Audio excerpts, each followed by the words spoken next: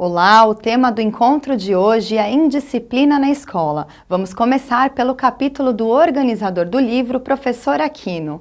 Olá, professora Maria Cláudia, tudo bom? Tudo bom, Vivian? Professora, qual é o principal assunto tratado no capítulo 3? No capítulo, Aquino discute qual o papel da escola e pergunta: seria a dimensão epistêmica, ou seja, o papel de veicular conteúdos classicamente preconizados, ou somente conformar moralmente os sujeitos a determinadas regras de conduta? Ou seria a dimensão socializante, na qual a escola teria como papel garantir a apropriação dos conhecimentos acumulados pela humanidade? Ou ainda, preparar o cidadão para o convívio da sociedade ou qualificar para o trabalho, destacando, portanto, a sua dimensão profissionalizante? Para ele, esses diferentes pontos de vista a respeito de qual seria o papel da escola dificultam a análise da indisciplina. Professora, como é vista a indisciplina hoje? Hoje, Aquino diz que na escola os professores veem a indisciplina como um obstáculo ao processo de ensino e aprendizagem, mas é preciso superar esse modo de ver. Para ele, é preciso uma análise transversal ao âmbito didático-pedagógico, que pode acontecer de acordo com dois olhares distintos. Primeiro, o olhar sócio-histórico, a indisciplina como força legítima de resistência. Nesse caso, a indisciplina seria um dos sintomas de uma escola idealizada para um tipo de aluno que não existe mais, ou seja, a indisciplina aponta para o impacto do ingresso de um novo sujeito histórico com outras demandas e valores numa escola arcaica. Assim, a indisciplina não reside no aluno, mas na rejeição operada pela escola idealizada. Daí a fala: a escola de antigamente era melhor.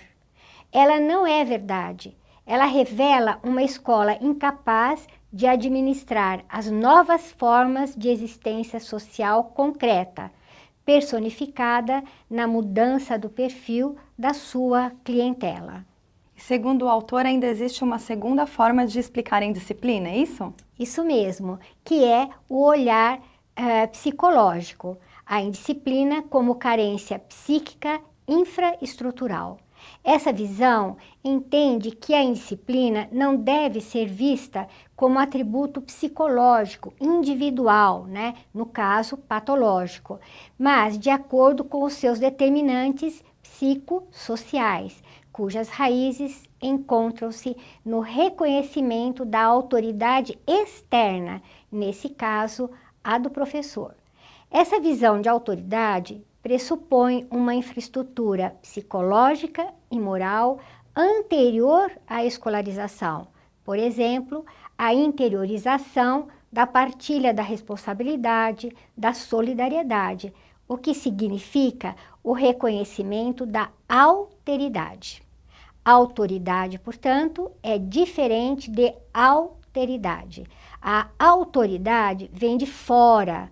Já a alteridade pressupõe a disponibilidade do professor para com o seu semelhante. Nesse caso, o professor seria aquele que possibilita a conexão do aluno com a cultura. Ele não impõe. E aí chegamos a um impasse. E como a família atua na indisciplina? A educação não é da responsabilidade integral da escola. Ela é um dos eixos que compõe o processo como um todo. Apesar disso, a escola assumiu funções que ultrapassam o âmbito pedagógico e que implicam no reestabelecimento de algumas funções familiares. Quando, por exemplo, a educação escolar sucumbe à demanda de normatização da conduta alheia e não age como espaço de reposição e recriação do legado cultural.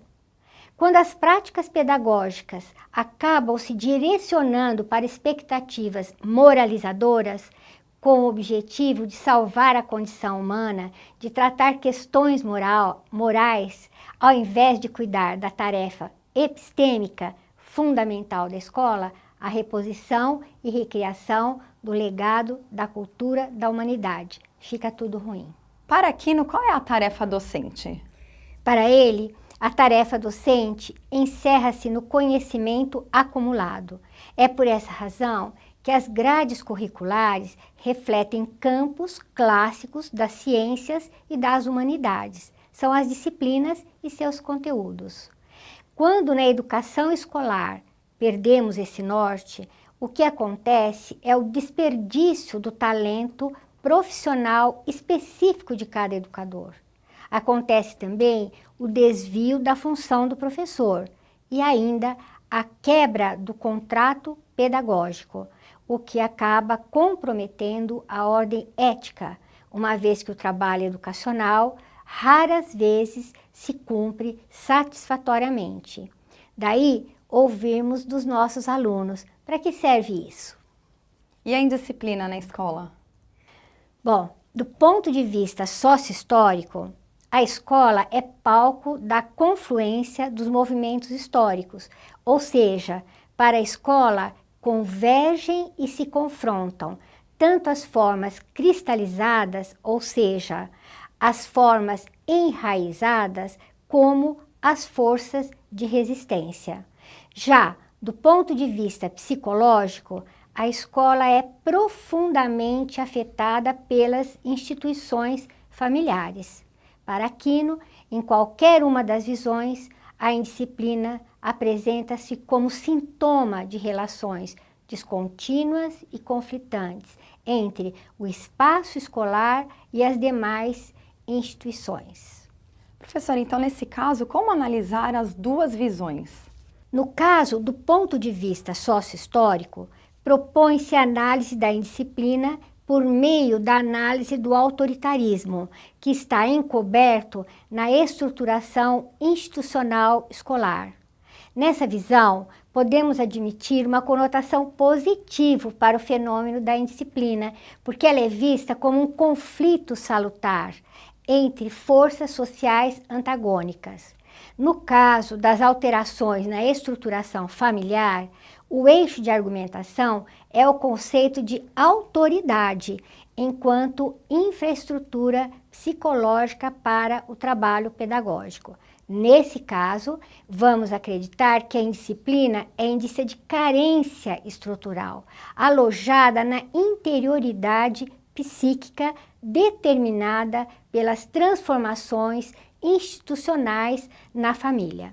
E o autor concorda com isso? Não. Nas duas formas para Aquino, o nascimento do fenômeno indisciplina está situado fora da relação professor-aluno.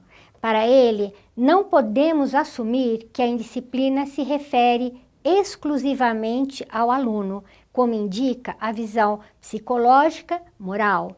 Mas também não dá para responsabilizarmos totalmente a estrutura escolar e suas circunstâncias históricas pela indisciplina, e muito menos atribuí-la às ações do professor, tornando-a um problema essencialmente didático-pedagógico.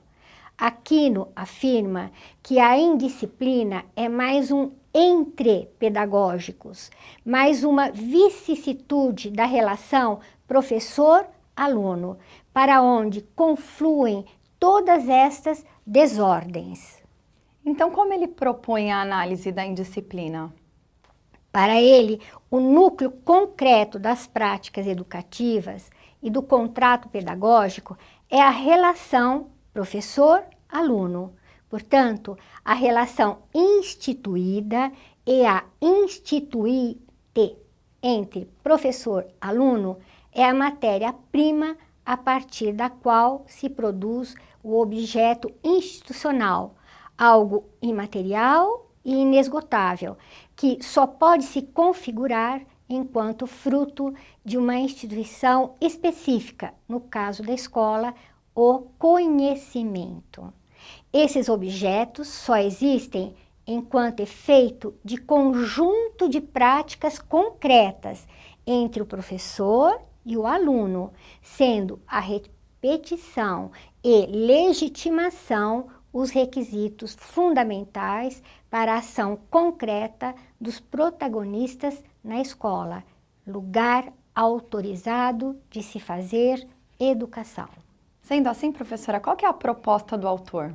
Aquino propõe uma nova ordem pedagógica que leve a compreensão e o tratamento da indisciplina não como um fenômeno fora da escola, mas na relação professor-aluno, e isso é muito importante.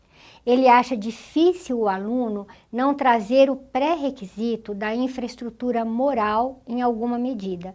Para ele, o mais provável é que nós não temos as ferramentas conceituais para reconhecê-lo. E conclui, mesmo não concordando com isso, precisamos admitir que através do conhecimento, nós, professores, podemos criar condições de sedimentação desta infraestrutura moral. Para finalizar esse capítulo, para Aquino, o papel da escola é fermentar a experiência do sujeito perante a incansável aventura humana de desconstrução e reconstrução dos processos imanentes à realidade dos fatos cotidianos, na busca de uma visão mais dilatada de suas múltiplas determinações e dos diferentes pontos de vista sobre eles.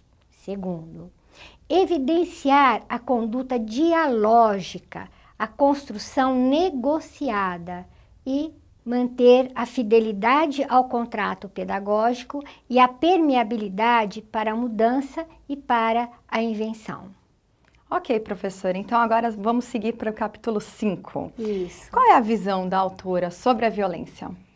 Guimarães apoia-se nas ideias de Maffesoli para discutir a ambiguidade dos conflitos na escola. Segundo ele, as noções a respeito da violência, ordem, desordem, a lógica do dever ser versus a do querer viver, nas quais a ambiguidade está presente, não são defeitos, mas possibilitam pensar a vida social, levando-se em conta a multiplicidade das situações. No âmbito do social, que tem como lógica o dever ser, os indivíduos mantêm identidade precisa, como o sexo, por exemplo, a profissão e a autonomia. A sociabilidade se fundamenta nos papéis que cada pessoa representa. Assim, o pessoal se expressa no corpo coletivo, portanto, o domínio das regras e normas tenta uniformizar o comportamento das pessoas. No caso da lógica do querer ser, abre-se espaços para um tipo de participação na qual cada um, no seu jeito individual de colaborar, sente-se representado coletivamente, sem perder a sua especificidade. Para Maffesoli, toda a instituição seria fecundada por essas duas lógicas. E a escola? A escola, enquanto espaço de violência e indisciplina, é percorrida tanto pelas ações que visam ao cumprimento das leis, como pela dinâmica dos grupos que estabelecem interações, rupturas e permitem a troca de ideias e sentimentos numa fusão provisória e conflitual. As pessoas que frequentam a escola têm, por exemplo, diferentes crenças, formação familiar e por aí vai. Portanto, as escolas não podem ser vistas só como reprodutora das experiências de opressão e violências advindas do macroestrutural. Elas também produzem sua própria violência e indisciplina. E o que acontece na sala de aula? Para Guimarães, a classe é o lugar onde se tece uma complexa rede de relações. E se o professor não percebe essa teia, ele concentra os conflitos ou na sua própria pessoa ou em alguns alunos, e não no coletivo, o que acaba formando uma rígida divisão entre aquele que sabe e impõe e aquele que obedece e se revolta, mas que luta pelo querer viver, que é o aluno. Ao agir assim, o professor se concentra na sua posição normalizadora e impede o querer viver. Portanto, é preciso construir práticas organizacionais e pedagógicas que levem em conta as características dos alunos de hoje. Lembra-se? Mais ou menos a mesma coisa que o Aquino. Então agora vamos estudar o último capítulo. O que a autora propõe no capítulo 10? Para a França, a indisciplina deixou de ser matéria do trabalho ético e político para se tornar modo de explicitação de pequenos poderes que confere espaços aos aspectos privados da existência de um. Ela explica por que defende essa ideia por meio do pensamento de Hannah Arendt. A sociedade moderna transformou os interesses da esfera privada, na qual o homem defende a sobrevivência da espécie, em interesses coletivos. Assim, o processo da vida foi canalizado para a organização pública e as relações humanas passaram a ser vividas sob um ponto de vista privado, onde a preocupação pela sobrevivência exigiu da esfera pública a proteção à propriedade particular. Entretanto, esse mundo não substitui a realidade do mundo e acaba por subtrair o homem de um lugar no mundo. Diante desse cenário, como que a indisciplina é vista? Na atualidade, para a autora, confunde-se liberdade com livre-arbítrio, o que separa os homens do mundo e aproxima a autonomia, soberania e tirania em um mesmo eixo fundante de um, né? O eu quero. E aí está o problema. A liberdade precisa da presença dos outros homens. No caso da indisciplina, ela tornou-se sintoma do comportamento individual, um desvio em razão da retirada do homem para o mundo privado. A pessoa, imersa em sua própria psicologia, produz um ato indisciplinado a partir das suas próprias paixões. A liberdade é vivida como querer, isto é, na relação consigo mesmo e não na ação e nas relações com os outros, concebendo-se assim o poder político como expressão da vontade individual. A sala de aula, por sua vez, torna-se um espaço de explicitação da vontade de cada um e não espaço de produção e avaliação do trabalho dos homens. Nesse contexto, a indisciplina, incapaz de gerar um poder genuíno, o poder do eu quero, consome-se em atos sem significação política e a vontade se transforma em vontade de opressão. Então, por fim, qual a visão da autora sobre a indisciplina? Para a França, ela deve ser entendida como matéria de trabalho ético, como construção de uma moral com assento na ética e não nos códigos impostos a todos por igual.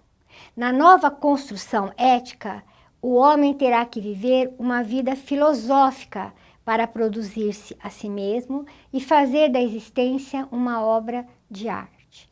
Inventar novas formas de entendimento acerca de si próprio para conseguir transformar-se.